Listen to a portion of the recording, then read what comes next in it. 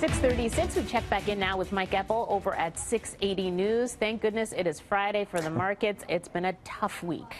Yeah, that's an understatement, I think, Tammy. Good morning. The Dow Jones Industrials average coming off its second quadruple point decline of the week. We've never seen prior to this week a decline of more than 1,000 points on the Dow, and it's happened twice now in 4 days. Of course, back on Monday was the first, and then we saw the big bounce back on Tuesday. Wednesday saw some wild swings, and then yesterday another sell-off of 1,032 points for the Dow. 5-day decline for this market stateside of about 8%. It's now actually 10% below its peak, so it is an official correction, which from a technical standpoint is actually not a bad thing after that more than 30% gain that Wall Street experienced in 2017. Correction could have been predicted and expected, and to some extent was welcomed by some who have been long watchers of the market, saying every once in a while the market does have to pull back. Can't always go up in a straight line. What's triggering it? Well, risk of inflation, rising bond market yields, some questions whether or not corporate profits have peaked. The TSX has been a tremendous underperformer, and just from a comparable standpoint, the TSX opens this morning for the year down 7%.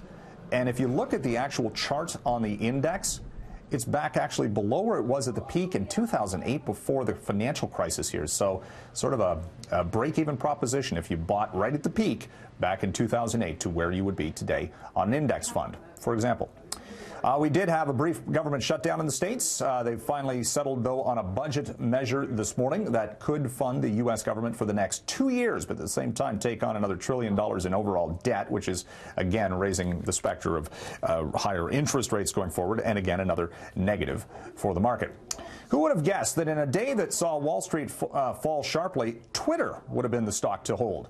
Shares of the social media company jumped by more than 12% yesterday, at one point up by more than 20%, as Twitter reported its first ever quarterly profit, as the adoption of larger character space on tweets and more videos has helped bolster the bottom line.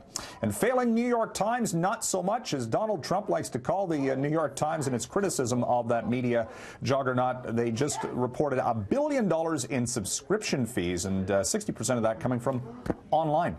So the media may be seeing a benefit of the tumultuous times that we're seeing in U.S. politics. We'll send it back to the studio. So we hear Donald Trump taking credit for a lot of things. I think he can probably take credit for the last two stories you talked about. Twitter having right. a good day, and so same with the failing New York Times. Yeah, it'll be interesting to see if he actually does take any credit for that, considering he probably won't. No, it's so confusing and convoluted, Kevin, when we come to talk about these kind of things. I'm looking to the side here. I'm seeing the futures for both S&P and the Dow are both in positive territory. Up 56 points for the which is Dow actually futures.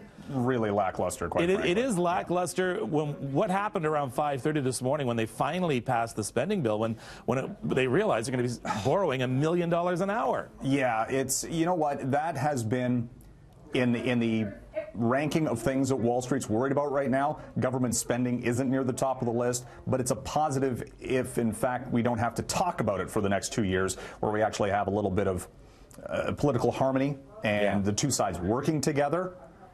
It's not a bad thing. Yeah, it's kind of an impossible thing, though. Okay, thank you, sir.